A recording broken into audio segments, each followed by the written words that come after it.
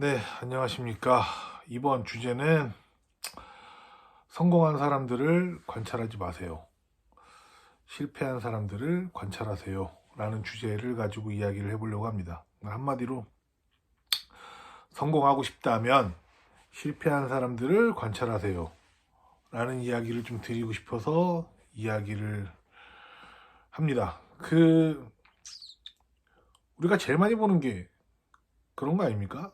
성공한 사람들의 공통점. 성공한 사람들의 그런 이야기들, 그런 무용담들, 그런 책들, 유튜브들 그런 거 제일 많이 보잖아요. 근데 저는 이거에 대해서 조금 다른 각도로 좀 생각을 많이 합니다. 왜냐하면 성공은 상관관계가 많습니다.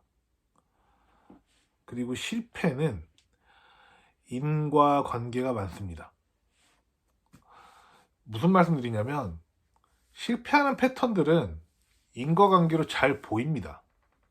게으르거나 그냥 열심히 안 한다던가 루틴이 그냥 지 멋대로라던가 뭐 감정적이라던가 의사결정의 질이 떨어진다던가 공부를 안 한다던가 진짜 이런 좀 확실한 이유들이 있잖아요. 우리 주변 사람들 한번 좀 보시면 아시겠지만 주변 사람들에서 보통 나아가지 않는, 성장하지 않는 사람들을 보면 대부분 되게 다른 이유들로, 여러 가지 다른 이유들로 그 실패를 하고 나아지지 않는 인생을 살잖아요.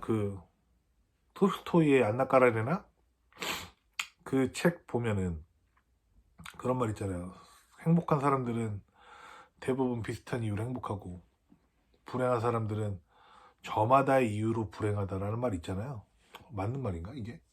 예. 아무튼 그 말이 저는 진리라고 봅니다. 행복한 사람들은 대부분 비슷한 이유로 행복합니다.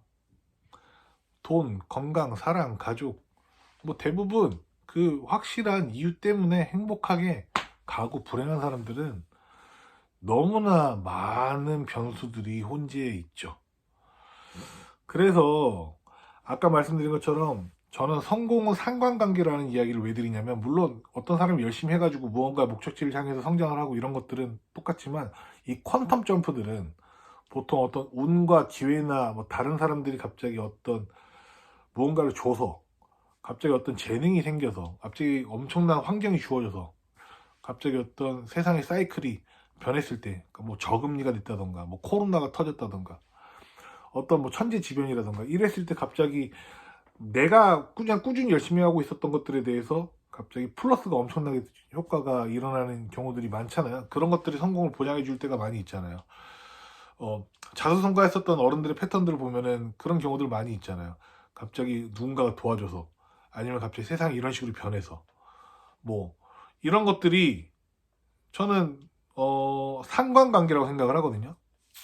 그러니까 인과관계에서 대부분 실패의 원인들을 잘 찾을 수 있다고 저는 생각을 하고 이유를 찾을 수 있지만, 큰 성공을 했었던 사람들은 그 상관관계가 확실하게 많이 존재를 하고 있다 라는 생각이 드는 거죠. 워렌 버핏도 그런 얘기 하지 않았습니까? 내가 미국에서 태어나지 않았으면 이렇게 부자가 안 됐을 거라고. 저는 이런 것들이 다 상관관계라고 생각을 하기 때문에 상관관계가 인과관계보다 훨씬 더 중요할 때가 많다. 저는 상관관계를 되게 신경을 많이 쓰는 사람인데 어쨌든 그렇습니다. 그래서 제가 생각을 하기에는 잔인한 얘기지만 패배자들, 실패자들, 나아지지 않는 사람들은 저는 어떤 패턴이 있다고 생각을 합니다. 왜 그렇게 생각하냐? 저 또한 그랬고 제 주변에서 제가 지금까지 겪어왔었던 사람들, 실패하고 패배했었던 사람들을 많이 봐왔기 때문에 그 사람들이 어떤 행동을 했기 때문에 패배하고 실패하고 나아지지 않는지 충분히 해석이 됩니다. 그래서 저는 아까도 말씀드린 것처럼 실패하는 사람들을 보면서 성공하고 싶다면 실패한 사람들을 관찰을 하는 게 맞다고 생각을 하고, 이런 생각도 듭니다. 실패하는 사람들의 제일 큰 공통점, 이것도 또 정형화 시키긴 애매하지만 제가 느끼기에는 제일 많은 이유, 실패한 사람들의 공통점은 일단은요, 일하는 걸 싫어합니다. 노는 걸 좋아하고 일하는 걸 싫어합니다. 머리가 똑똑하고 천재 같은 친구들은 정말 잘 놀면서 굉장히 많은 아이디어와 영감과 통찰력을 발휘해가면서 쭉쭉쭉 커가는 사람들이 있죠. 나은 사람들 있죠. 그런 나은 사람들은 당연히 그렇게 살아가죠. 근데 일반 저처럼 그냥 평범한 사람들, 이런 사람들은 그냥 노력해야 돼요. 뭐 딴 거 없어요. 엄청난 아이디어가 샘솟기 전까지는요, 그냥 좋은 책 많이 읽고 계속 공부하고 남들보다 더 열심히 하는 수밖에 없어요. 뭐 다른 지름길이 없습니다. 그래서 대부분 보면은 평범한데 일하는 걸 싫어한다. 그러면 저는 대부분 다 실패하는 인생 같아요.